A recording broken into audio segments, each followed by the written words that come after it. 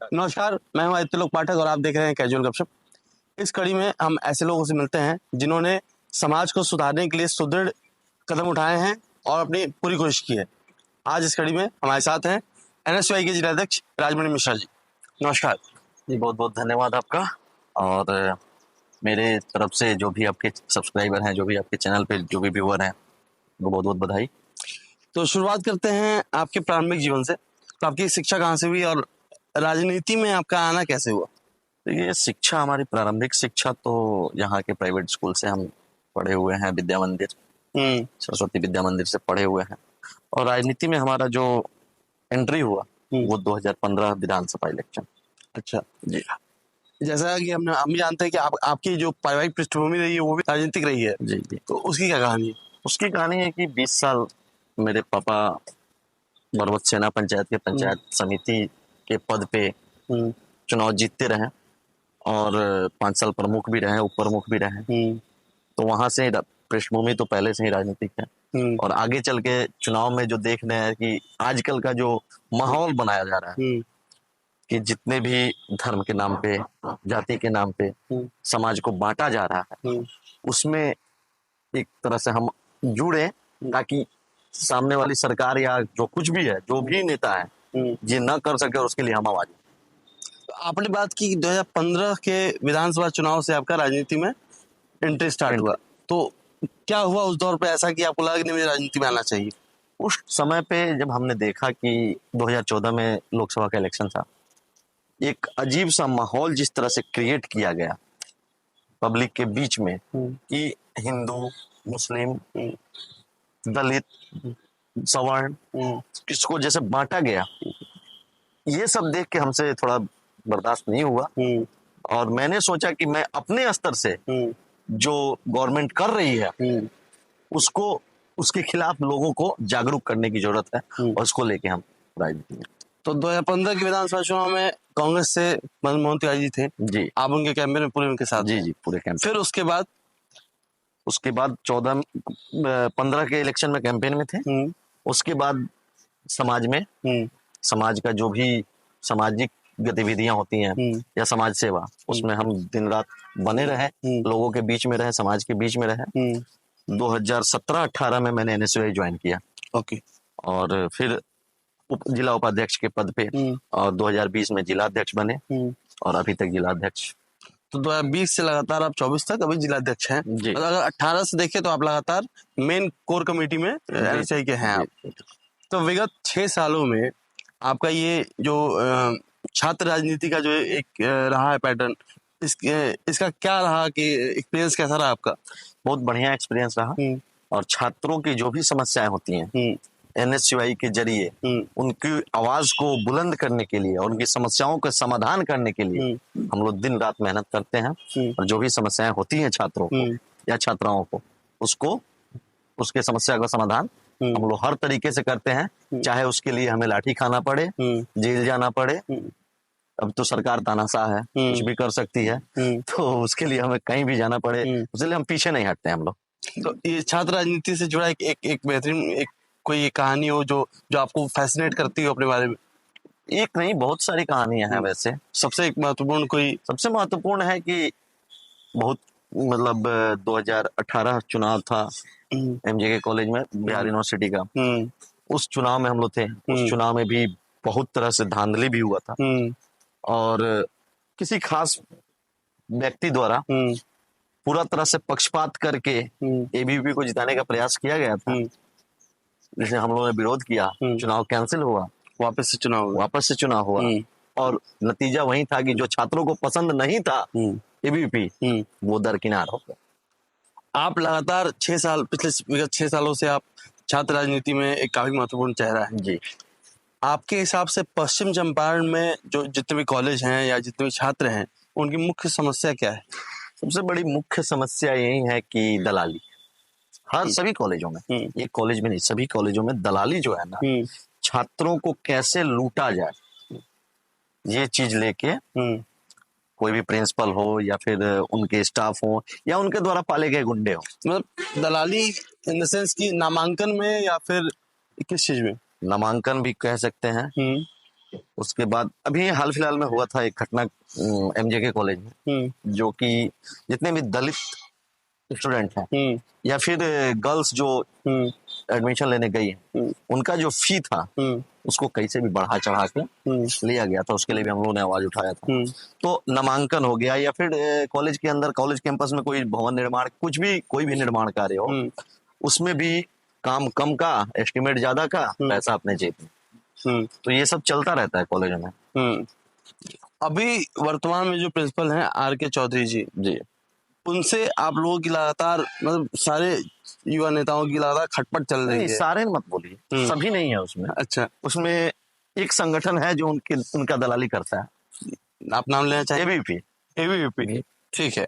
तो एबीवीपी, आपके हिसाब से एबीवीपी को छोड़ के बाकी जितने भी छात्र संगठन है, वो उनकी लगातार खटपट बन रही है। तो क्या मसला है? क्या ऐसा क्या है जो आर.के. चौधरी को युवाओं से जोड़ने से रोक रहा है? आर.के. चौधरी एक तरह से तानाशाह, हिटलर शाही पे उतर गए। ओके। और अगर हम उनसे बात कर रहे हैं, आप हमको बताइए कि अगर आप किसी छात्र संगठन के नेता हैं, आपका एडमिशन किसी दूसरे कॉलेज में, लेकिन आप उसके जिला अध्यक्ष हैं, बतौर जिला अध्यक्ष हैं, उस कॉलेज में कोई समस्या, दूसरे किसी कॉलेज में जहाँ पे आपका एडमिशन नहीं है, जैसे एमजेके कॉलेज, वहां पे आप जाइएगा प्रिंसिपल से बात करने के लिए, प्रिंसिपल एक शब्द में जवाब क्या देता है कि आप इस कॉलेज के स्टूडेंट नहीं हैं, हम आपसे बात नहीं कर सकते। और अगर बात नहीं करेंगे तो समस्या का समाधान नहीं होगा। जब समाधान नहीं होगा तो वो लड़ाई तो निरंतर जारी रहेगी हमारी। तो आपने अभी एक बात कही, एबीवीपी एक बहुत बड़ा संगठन है युवाओं का, और मुझे लगता है कि पूरे देश भर में फैला हुआ है, लेकिन आपका इस तरह से कहना है कि चंपारण में एबीवीपी का जो ब्रांच है वो दलालों से भरा पड़ा है। जी बिल्कुल। इसके पीछे क्या है? ये क्या कोई पर्सनल खुन्नस है या फिर? नहीं, पर्सनल खुन्नस हम किसी संगठन पे नहीं निकालते हैं। दरअसल बात यह है कि आप देखिएगा एबीवीपी के कार्यक्रम में उनको चाहिए चंदा। अगर एबीवीपी का कहीं प्रोग्राम हो रहा है, वहां पे चंदा चाहिए, चंदा मिलेगा कॉलेज से। कॉलेज अगर चंदा दे रहा है तो वो तो बोलेंगे नहीं, उसके खिलाफ में जाएंगे नहीं। और अगर खिलाफ में जाते हैं तो कल से कॉलेज चंदा देना बंद कर देगा। जब बंद कर देगा तो फिर उनका प्रोग्राम फ्लॉप होना स्टार्ट होगा। अभी हाल फिलहाल में एक घटना आपके सामने घटी, आप तो जानते होंगे।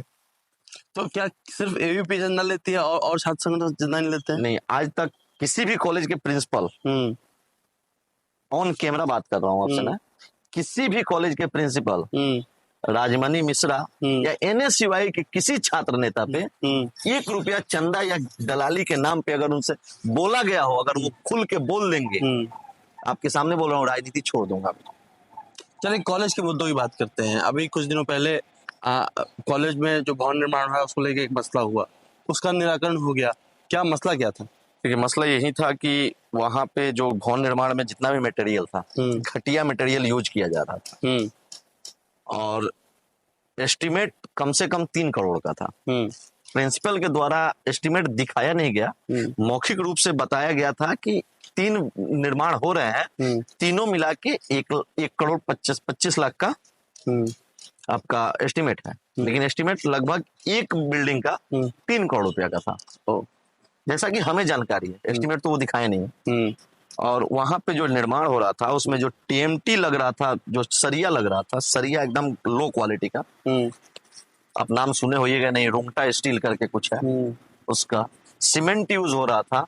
सीमेंट यूज उसमें 3rd ग्रेड का चैंपियन सीमेंट यूज हो रहा था, जबकि कम से कम एसीसी लगाना चाहिए था, श्याम टीएमटी लगाना चाहिए था, वो नहीं लग रहा था। उसके बाद जो ईंट उसमें यूज हो रहा था, ईंट 3 नंबर था, ऐसे धीरे से ऐसे सटाने पे ईंट के 2 टुकड़े हो जाते थे। वो वीडियो मेरे पास पड़ा हुआ है, आप देख सकते हैं उसको। और बहुत सारी ऐसी कमियां थी। लिंटर के ऊपर, नीचे का जो कुर्सी है, कुर्सी के ऊपर जो लिंटर बांधा जाता है, पट बीम दिया जाता है, वो नहीं दिया गया था उसमें। उसके बदले में इतना पतला 2 इंच 1 इंच का मसाला डाल के ऊपर से फिर जुड़ाई का काम शुरू कर दिया गया। इन सबको लेके हम लोगों ने देखा कि नहीं, यहाँ पे और आगे चल के हम लोग तो अभी कॉलेज में, वहां उस कॉलेज में तो एडमिशन है नहीं, कहीं और है, और आगे चल के किसी भी स्टूडेंट के साथ या जो भी इसमें पढ़ रहे हैं, कल होके उसमें बच्चे पढ़ रहे हैं और ऊपर से बिल्डिंग गिर जाए, जिम्मेवार कौन होगा। इसको लेके ये सोच के हम लोगों ने आवाज उठाया उसका उस पर, और आवाज उठाने के बाद बहुत ऐसी समस्याएं आई। बार बार प्रिंसिपल के द्वारा धमकी दिया गया कि एफआईआर कर देंगे, एफआईआर कर देंगे। तो पहले ही आपसे बोले हैं कि छात्रों के लिए, युवाओं के लिए जो भी अगर एफआईआर के जेल जाने की भी नौबत आए तो हम पीछे नहीं हटेंगे और ना हम लोग हटे। तो आखिर में वही हुआ, प्रिंसिपल को झुकना पड़ा छात्रों के सामने, छात्र नेताओं के सामने। और जो भी घटिया मटेरियल यूज हो रहा था, एंड जो लग गया था तो लग ही गया है, जो बचा हुआ था उसमें हम लोग फर्स्ट क्लास सुधार कर लगा। अब हम लोग छात्र राजनीति से निकल कर आते हैं मेन कांग्रेस की तरफ। आप कांग्रेस में आपने बताया 2015 से आपने तिवारी जी के लिए कैंपेन किया, 2020 में भी आप लोग साथ रहे हैं, 2024 में भी आपने उनके लिए कैंपेन किया जी। क्या एक्सपीरियंस रहा आपका विधानसभा और लोकसभा में? देखिए, एक्सपीरियंस बहुत अच्छा रहा। और जितने भी चुनाव हुए 15 चुनाव जीते हम लोग, 20 में कुछ कमियां रह गई जिसकी वजह से हम लोग को थोड़ा। आप स्पेसिफिक बात नहीं कर रहे हैं, क्या कमियां रहेंगी? ये कमियां सब में होती हैं। हो सकता है हम लोग वहां तक नहीं पहुंच पाए जहां हमें जाना चाहिए था, या समय कम मिले उस वजह से। तो कमी क्या संगठन की थी या फिर कैंडिडेट की थी? नहीं, कैंडिडेट की कोई कमी उसने दिख नहीं दी है। कैंडिडेट अपने बलबूते से जितना लड़ सकते थे और जितना लड़ना चाहिए उनको उतना चुनाव लड़े वो। कैंडिडेट की कोई कमी नहीं है। हाँ, कहीं ना कहीं संगठन जो था वो थोड़ा सा पीछे रह गई, और संगठन के पीछे रहने के चलते इस पे हम लोगों ने विचार किया और आगे आने वाले चुनाव में परचम लहरा देंगे। 24 में क्यों नहीं हुआ? जब आपने बोला 24 की जो बात कर रहे हैं, 24 में टिकट मिला 1.5 महीना पहले। अच्छा, जो 1.5 महीना पहले टिकट मिला तो 1.5 महीने में चुनाव लड़के और उस मुकाम तक जाना, एक वार्ड के चुनाव से अपने राजनीति शुरू करने वाले आज सांसद के चुनाव तक पहुंच गए हैं।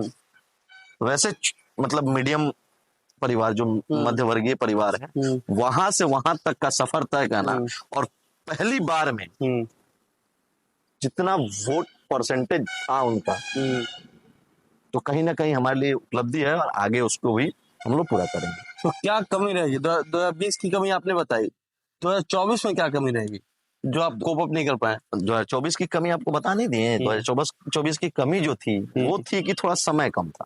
सिर्फ समय करना, समय मतलब ये मेन कांग्रेस की ये गलती है कि उन्होंने टिकट बहुत लेट से दिया? मेन कांग्रेस की भी गलती नहीं है, थोड़ा सा कैंडिडेट को देखने पहचानने में थोड़ा समय लगा, उसके बाद हम लोग। तो क्या आपको लगता है कि और भी ऑप्शंस थे यहाँ पे क्या, कि जो 4 लोगों में फिल्टर करना था तो परेशानी हुई? नहीं, ऑप्शन तो बहुत है कांग्रेस के पास। मुझे 2-4 नाम गिना देंगे तो बहुत ऑप्शन है। अब नाम आपको क्या गिना है, सब ऑप्शन यहाँ पे। क्योंकि जैसा मुझे लगता है, जैसे मैंने ऑब्जर्व किया हुआ है, 15 में भी विधानसभा लड़ना, विधानसभा जीतना, 20 में विधानसभा लड़ना, विधानसभा हारना, फिर 4 साल का गैप लेना, फिर लोकसभा लड़ना और फिर लोकसभा हारना। मुझे ये लगता है कि सिर्फ एक कैंडिडेट में ही कांग्रेस अपनी सारी बाजी खेलती है। ये बात आप बीजेपी से नहीं पूछते हैं? तो चनपटिया का ऑप्शन, चनपटिया में तो जीते हुए कैंडिडेट को वो नहीं, हम चनपटिया का हम दिल्ली पे बात करते हैं। रमेश बिधूड़ी। ठीक है, मैं आपसे ये पूछना चाह रहा हूँ, क्या यहाँ पर ऑप्शन की कमी है? नहीं, ऑप्शन की कमी नहीं है।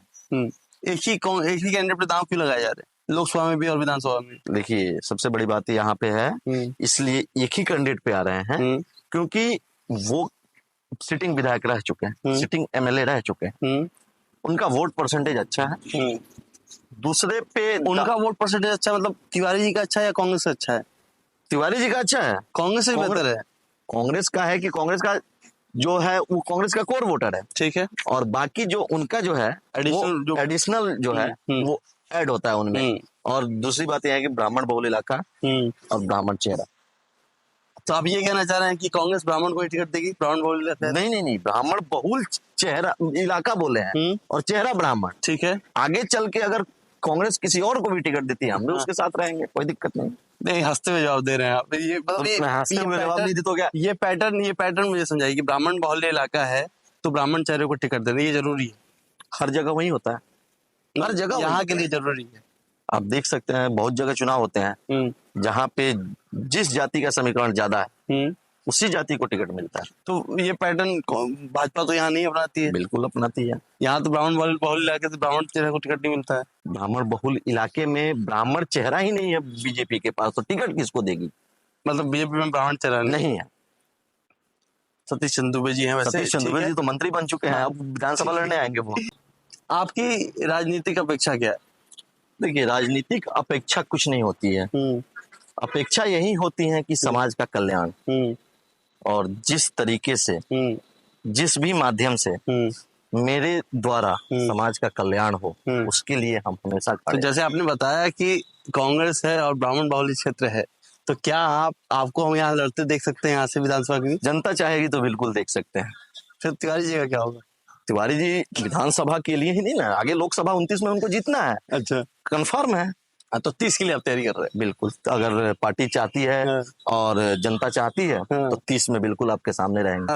अब हम आते हैं कि आगे क्या स्ट्रेटजी है कांग्रेस की, क्योंकि अभी जो गठबंधन है, जैसे गठबंधन है, यहाँ 9 सीट्स हैं विधानसभा की, विधानसभा चुनाव आने वाले हैं, तो आपको क्या लगता है, एक पॉइंट ऑफ व्यू, मैं नेता का नहीं चाहता हूँ, मैं एक छात्र का चाहता हूँ कि आपके हिसाब से क्या चाहते हैं आप कि यहाँ पे कांग्रेस क्या स्ट्रेटजी अपनाए जिससे जो युवा है वो कांग्रेस से ज्यादा जुड़ेंगे? देखिए, हम लोग सबसे पहली रणनीति जो है कांग्रेस की है कि युवाओं, छात्रों, इनकी जो समस्याएं हैं, इन समस्याओं पे ज्यादा ध्यान देंगे। रोजगार की बात करेंगे, जो कि बीजेपी बिल्कुल भी नहीं करती है। आज की सरकार जो है वो, आज अगर युवाओं को नौकरी दे देगी भारतीय जनता पार्टी, तो भारतीय जुमला पार्टी हो गई यार, तो अगर नौकरी दे देगी तो वो तो बेचारा जॉब करने में बिजी हो जाएगा। जब जॉब करेगा तो भारतीय जनता पार्टी के पास पीछे पीछे झंडा उठा के चलने वाले लोग नहीं बचे। इसीलिए वो नौकरी पे बात ही करना बंद कर दिया है बिल्कुल, कि अगर हमारा जो स्ट्रेंथ है वो कम हो जाएगा। तो इसलिए आपको लगता है कि अगर रोजगार की बात की जाए और छात्रों की समस्या की बात की जाए तो कांग्रेस एक बड़ा वोट शेयर हासिल कर सकती है? रोजगार की बात करें, छात्रों की बात करें, जितने भी कमजोर तबके के लोग हैं उन पे बात करें, तो कहीं ना कहीं हम लोग फिर वापस आएंगे और 25 में आप देखिएगा सरकार हमारी बनेगी। वर्तमान सांसद से क्या समस्या है? देखिए, वर्तमान सांसद से क्या समस्या नहीं है ये पूछिए। अब तो उन्होंने आरओबी भी बनवा दिया। आरओबी का उद्घाटन 2 बार हो गया, तीसरा बार अभी लाइट का उद्घाटन बाकी है। एक बार प्रधानमंत्री जी आए, वो करके गए, रेल मंत्री आए, वो करके गए, अब तीसरा बार पता नहीं कौन आएगा। तो समस्या क्या है उनसे? देखिए, समस्या ये है कि आरओबी तो उनके कहने पे बना नहीं। सबसे पहली बात आपको बता दें, आरओबी यहाँ जो बनने वाला था, उनका पेट्रोल पंप था बीच में, उसके वजह से यहाँ का ओवरब्रिज नरकटियागंज में बन गया, यहाँ से जाके यहाँ का ओवरब्रिज रामनगर में बन गया, यहाँ पे नहीं बना। 2015 में आदरणीय तिवारी जी जब विधायक हुए, इस सवाल को उन्होंने विधानसभा में रखा, तो विधानसभा में रखा तब उन पे प्रेशर गया, तब जाके वो प्रेशर से ओवरब्रिज का निर्माण हुआ। तो इस मुद्दे को आपने भुनाया नहीं क्या इलेक्शन में? देखिए, देखिए हम लोग है ना, काम करते हैं, गिनाते नहीं। फिर जनता जानेगी कैसे कि आपने काम किया है? जनता समझदार है। लगता है आपको बिल्कुल जनता समझदार है, और 25 में देखिएगा जनता की समझदारी का नतीजा। जैसे गठबंधन में है तो आपकी क्या अपेक्षा है कि कितने सीट्स कांग्रेस को यहाँ मिल सकती हैं? वो तो पार्टी आलाकमान तय करेगी। आपके जानकारी में पार्टी जितने सीट पर लड़ेगी हम उसके साथ हैं, चाहे आरजेडी से हो चाहे कांग्रेस से। बेतिया नगर निगम की बात करते हैं। बेतिया नगर निगम में आप उप मेयर का चुनाव आप लोग लड़ चुके हैं। आप लोग क्या बदलाव आ गया है नगर निगम बनने के बाद और नगर परिषद में? कुछ बदलाव नहीं हुआ। जो पहले था, जो गांव हम लोग पहले देखे थे, आज वही है। नगर निगम और नगर परिषद पंचायत ब्लॉक में जो हम लोग पहले से देखते आ रहे हैं वो भी है, कोई बदलाव नहीं हुआ है। तो दिक्कत कहाँ आ रही है? ये मतलब दिक्कत आ रही है कि ये लोग काम करने से ज्यादा कंट्रोवर्सी पे ध्यान देते हैं अपने। तो ये आप सिर्फ मेयर के लिए बोल रहे हैं, उपमेयर के लिए बोल रहे हैं, या फिर मेयर उपमेयर दोनों कंट्रोवर्सी वार्ड के लिए बोल रहे हैं? मेयर उपमेयर दोनों कंट्रोवर्सी कर रहे हैं, और वहां पे 2 खेमा हो गया है, कुछ मेयर के सपोर्ट में, कुछ मेयर के विरोध में। जो काम मेयर सही भी करा रही है, उप मेयर की तरफ से जितने भी पार्षद हैं उस काम को गलत ठहराने में लगे हुए हैं। तो समस्या उपमेयर में, उपमेयर में बिल्कुल समस्या। और उपमेयर अब उपमेयर के जो प्रतिनिधि हैं, जो उनके पुत्र हैं, वो खुद विधानसभा की तैयारी कर रहे हैं। तो कुछ स्पेसिफिक आप मुद्दा बताते हैं कि हाँ ये इस वजह से। देखिए, यहाँ पे तो सबसे पहले आप जहाँ पे अभी बैठे हैं, ये नगर निगम का क्षेत्र है, जो कि नहीं होना चाहिए था। यहाँ कमजोर तबके के लोग हैं, टैक्स कहाँ से भरेंगे? जो मजदूरी करके खाता है, 200 रुपया 300 रुपया मजदूरी करके शाम का उसका खर्चा चलता है, वो कल होके उसको टैक्स देना पड़ेगा। आपको सही लग रहा है ये बात? खुद अपने जमीन का वैल्यूएशन बढ़ाने के लिए हमारी जो मंत्री हैं, माननीय विधायिका बेतियां ये, और मेयर भी हैं उसमें शामिल, ये लोग मिलके इसको नानो सती के पास नगर निगम क्षेत्र बढ़ाया गया। यहाँ पे देखिए, बगल में छावनी के बगल में बेतियां डी पंचायत है, वो पंचायत है। यहाँ पे संत घाट के बगल में पंचायत है, लेकिन यहाँ से बेतियां से 10 किलोमीटर की दूरी पे नानो सती और पूरा अंदर तक ये नगर निगम में चला गया है। तो कहीं ना कहीं अपना स्वार्थ देख रहे हैं लोग, और जो भी कुर्सी पे बैठ रहा है ना, अपना स्वार्थ देख रहा है, हमको कैसे आगे बढ़ना है, हमारे जेब तो नगर निगम बनाया गया, इसमें उपमेयर का तो कोई रोल था नहीं, उसमें तो वो थे भी नहीं। तो उपमेयर का तो पूरा रोल तो मेयर का था और विधायक का, जैसे आप कह रहे हैं। उपमेयर से क्या समस्या? ये उपमेयर से समस्या यही है कि उपमेयर का कहाँ पे काम हुआ है, क्या समस्या नहीं है, ये पूछते तो हमको जवाब देने में थोड़ी तकलीफ हो सकती थी, लेकिन क्या समस्या हुआ है तो उनसे तो समस्या ही समस्या है। जैसे कि आप देख लीजिए, उपमेयर का काम क्या होता है। सबसे पहले तो जो भी जनता की समस्याएं हैं, नगर निगम क्षेत्र की जो भी समस्याएं हैं, नाला रोड, तो वो कराने के लिए कुछ नहीं हो रहा है। अभी मेरे ही गांव में चलिएगा, नगर निगम का क्षेत्र है, वार्ड नंबर 38, उसमें जाके देखिएगा, नाला टूटा हुआ है, कीड़ा उसमें भरा हुआ है, पूरा कचरा फैला हुआ है। 7 दिन पे एक बार यहाँ पे गाड़ी आती है, लेकिन 8वें दिन, लेकिन वो तो रोज आते हैं सफाई करने वाले, वो नहीं, वही तो बता रहे हैं, 8वें दिन आते हैं, डेली नहीं आते हैं। आज अगर आ रहे हैं, मंडे को आ रहे हैं, फिर अगले मंडे को देखेंगे। अच्छा, इन सब इसमें तो वार्ड सदस्य जो है आपके, उनकी भी संलिप्तता है ना? बिल्कुल, सब मिले हुए हैं ना। ये तो बोल रहे हैं कि अभी नगर निगम, नगर का जो निकाय चल रहा है ना, वो 2 भाग में बटा हुआ है, कुछ उनके साथ, कुछ इनके साथ, जिसकी वजह से काम अच्छे से नहीं हो पा रहा। और ये कंट्रोवर्सी बनाया जा रहा है। कहीं पे बढ़िया काम हो भी रहा है ना, उसको कंट्रोवर्सी में लाके उसको खत्म कर। आपको क्या लगता है इसका समाधान क्या है? इसका समाधान जनता करेगी, वापस से इलेक्शन होगा। तो अभी तो नहीं हो सकता, 27 में होने वाला है ना। 27 में जनता दिखा देगी इनको, इनकी औकात कितनी है। ठीक है, अब एक आखिरी राउंड में आते हैं हम लोग, रैपिड फायर राउंड में आते हैं हम लोग, जहां मैं एक सवाल करूंगा और आपको उसका सीधे से जवाब देना होगा। आपके राजनीतिक आदर्श कौन है? डायरेक्ट? जी हाँ, जी हाँ। मुझको लगा ऑप्शन देंगे, इसलिए मैंने पूछ लिया। नहीं, राजनीति का आदर्श तो बहुत सारे लोग हैं, एक पूछिएगा तो उसमें तो हम राहुल गांधी जी को मानते हैं। उनकी एक क्वालिटी जो पसंद हो? नहीं, जनता के लिए लड़ रहे हैं, न्याय के, जनता के न्याय के लिए लड़ रहे हैं। सबसे बड़ी बात है, युवाओं के साथ है, और युवा चेहरा है। क्वालिटी एक क्वालिटी क्या पूछ रहे हैं आप? ठीक है, आपका सबसे यादगार अनुभव राजनीति का? सबसे यादगार कॉलेज राजनीति है। कॉलेज में जो भी समस्याएं होती है छात्रों को, उसको समाधान कराने के बाद जो खुशी मिलती है, सबसे बड़ा अनुभव। ठीक है, अगर आप राजनीति में नहीं होते तो क्या करते? कुछ नहीं करते, कुछ नहीं कर रहे होते। अच्छा, क्योंकि पारिवारिक पृष्ठभूमि राजनीति है, अगर राजनीति नहीं करते तो कुछ नहीं करता। राजनीति कुछ नहीं करते तो पारिवारिक पृष्ठभूमि से नहीं बोल रहे हैं।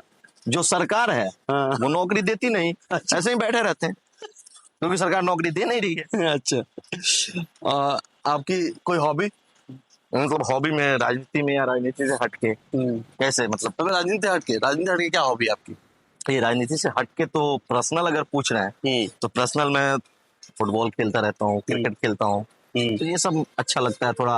और इसमें छात्रों से ऐसे मेल मिलाप भी रहता है, युवाओं के साथ जुड़े रहते हैं, उनकी जो समस्याएं हैं वो सब खेल खेल में सब सुन के उनका समाधान वगैरह। एक आखिरी बात, चंपारण के युवाओं के लिए एक संदेश आपके? चंपारण के युवाओं के लिए संदेश है कि जहां से में नहीं आना है, अगला बार चुनाव आ रहा है, जो रोजगार की बात करे, जो हमारे हित की बात करे, जो छात्रों की बात करे, जो युवाओं की बात करे, उनके साथ बुलंदी के साथ खड़ा रहे, बस। तो ये थे हमारे साथ आज एनएसयूआई के जिलाध्यक्ष राजमणि मिश्रा जी। फिर मिलते हैं इस कड़ी में अगली बार एक नए मेहमान के साथ। धन्यवाद।